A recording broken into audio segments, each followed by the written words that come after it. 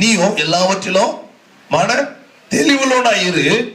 ரெண்டாவது என்ன பண்ணுமா, நான் ஊழித்து வந்தது என்னவா, எதுக்காக ஊழித்து வந்திருக்கிறேன் சொல்லுங்களேன்.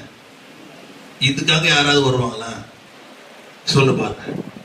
மன தெளிவுள்ளதா இருக்கணும், பரவாயில்ல, நல்லதுதான். ஒருத்தவங்க பிள்ளைங்கிட்ட கூட ஒரு 1000 ரூபாய் கொடுத்தா கூட கொஞ்சம் பார்த்துமா, பத்திரமாயிரு, தெளிவாயிரு, வேலைக்கு அனுப்பணும், படிப்பில்லை, எல்லாவற்றையும் தெளிவு சொல்லுவாங்க. ஆனால் இங்க நீயோ எல்லாவற்றுக்கும் மன தெளிவுள்ளதாயிரு, நல்லதுதான். ரெண்டாவது சொல்றாரு, தீங்கு அனுபவி.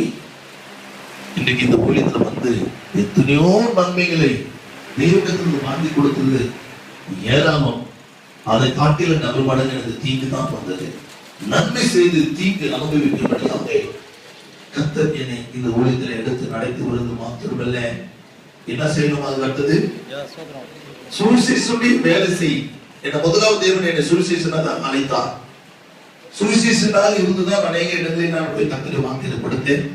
ஆனாலும் கடைசியா பார்க்கும்போது உன் ஊழியத்தை நிறைவேற்றி, எப்படி பாடுகள் வந்தாலும், தொண்டை வலி வந்தாலும், கை கால் வலி வந்தாலும், நான் வந்து இரும்பு மனுஷன் கிடையாது. உங்களை போலதான் நானும் மனுஷன் தான், பாடுள்ள மனுஷன்.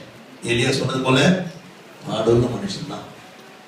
40 நாள் உபவாசத்தில் இருக்கிறேன், உங்களுக்காக போராடுகிறேன், ஜெபிக்கிறேன். ஆண்டவர் எல்லாம் 2 வச்சாரு. ஆனா தொண்டு கூட 2 வச்சிருந்தா பரவாயில்ல.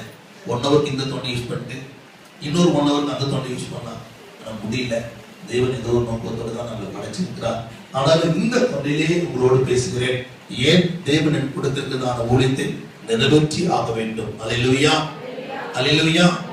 தீங்குகள் வந்தாலும் சரி, உபத்திரங்கள் வந்தாலும் சரி, போராட்டங்கள் வந்தாலும் சரி, என் ஊழியத்தை நான் நிறைவேற்றி தான் ஆக வேண்டும்.